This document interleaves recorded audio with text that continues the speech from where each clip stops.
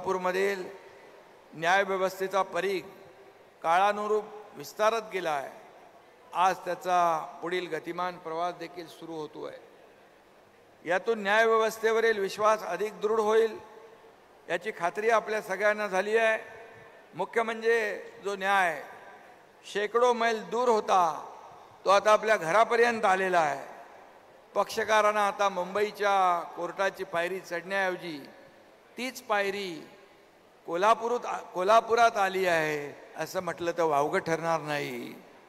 आणि म्हणून मला आठवतंय आपल्या सरकारने देखील शासन आपल्या दारी हा उपक्रम यशस्वी राबवला.